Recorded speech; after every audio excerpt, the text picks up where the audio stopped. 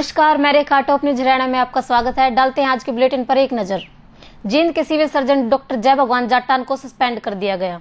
गौरतलब है कि मार्च महीने में हुई एनएचएम की भर्तियों में विधायक और सीएमओ आमने सामने हो गए थे और विधायक कृष्ण मिड्डा ने उसी वक्त सीएमओ पर गड़बड़ी के आरोप लगाते हुए शिकायत दर्ज कर दी थी।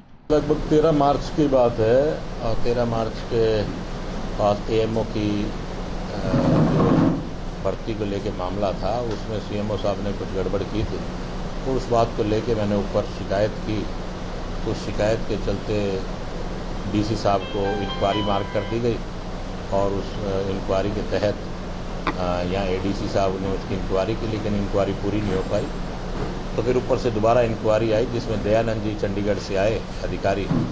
वो भी इंक्वायरी करने के बाद माननीय विज साहब ने, जो हमारे प्रदेश के हेल्थ मिनिस्टर हैं और साथ में गृह मंत्री भी हैं, तो उन्होंने इस इंक्वायरी को पूर्ण रूप से इंक्वायरी कराने के बाद और उन्हें अब सस्पेंड करने का काम किया है। जैसा कि माननीय विज साहब के बारे में एक बात कही जाती है, जो समूचे हरियाणा में नहीं पूरे भारत में कही जाती है कि माननीय विज साहब की चक्की चलती तो बेशक से आहिस्ता है लेकिन बारीक पीसती है, और वही हुआ। उसमें सीएमओ साहब को सस्पेंड कर दिया गया है।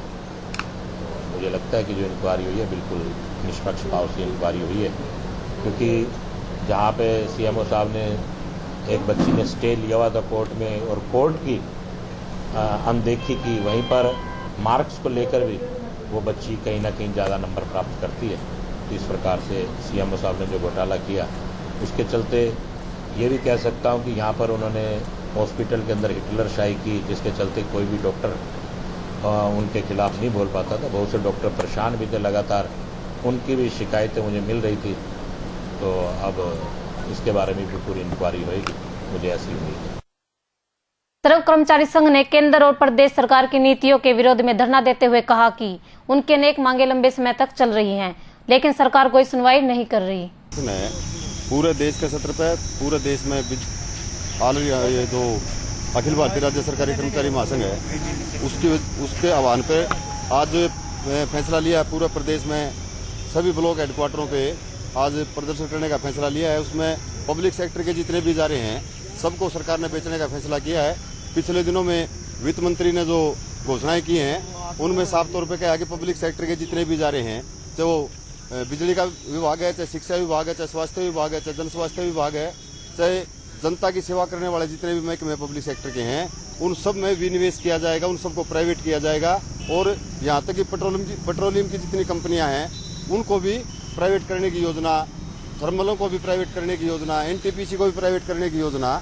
इस प्राइवेटाइजेशन के खिलाफ आज हमने फैसला किया है कि पूरे प्रदेश में और देश में सभी ब्लॉक हेडक्वार्टर पे हम आज अपने इसके डीसी के माध्यम से ज्ञापन सरकार को भेजेंगे और इन नीतियों पर रोक लगवाने के काम करेंगे। और लगातार सरकार जो फैसले कर रही है, चाहे वो श्रम कानूनों में सुधार के नाम पे कर्मचारियों को, मजदूरों को उनके जो अधिकार हैं उनसे वंचित करने के जो फैसले कर रखे हैं, और जो 8 घंटे से 12 घंटे की जो ड्यूटी का जो फरमान जारी किए हैं, चाहे वो यूपी की सरकार ने कराया हो, चाहे पिछले दिनों में राजस्थान की सरकार ने कराया हो, मध्य प्रदेश की सरकार ने कराया हो, ऐसे करके सभी स्टेट गवर्नमेंटों में ये फैसले श्रम कानून में सुधार के नाम पे लागू करना चाहते हैं। इन सब का हम विरोध करते हैं। और हरियाणा सरकार ने जो फैसला किया है कि हम पूरे प्रदेश में आने वाले 1 साल तक नई भर्ती नहीं करेंगे, कर्मचारियों का जो डीए है उस पर रोक लगाएंगे, कर्मचारियों का डीए बंद करेंगे। और खतरा इस बात का भी है कि पेंशन के भी जो सुधार हैं, पेंशन की भी जो बात है उसको भी, लिव इनकैशमेंट को भी खत्म करने की जो इनकी योजना है, इसके खिलाफ हमारा आंदोलन है।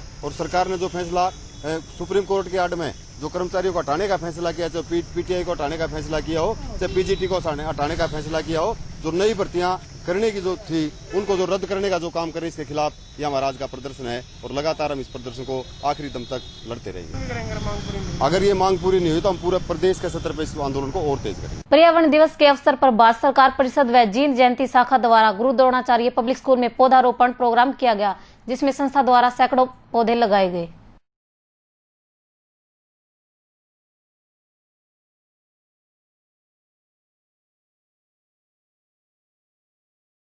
जींद के इंदिरा बाजार में एक महिला कोरोना पॉजिटिव पाई गई।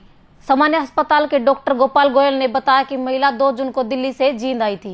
जी हाँ, आज इंदिरा बाजार में एक महिला है जो पॉजिटिव पाई गई है। उसकी रिपोर्ट आज आई है, सैंपल हमने उसका 2 तारीख को लिया था।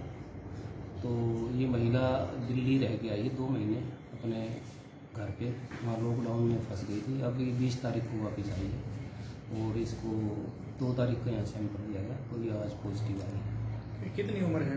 इसकी उम्र 51 साल। तो अब जिले में कितने टोटल एक्टिव केस हो गए? अब एक्टिव केस 8 हो गए। आज के बुलेटिन में इतना ही। आगे की ताजा घटनाओं के लिए देखते रहिए टॉप न्यूज हरियाणा।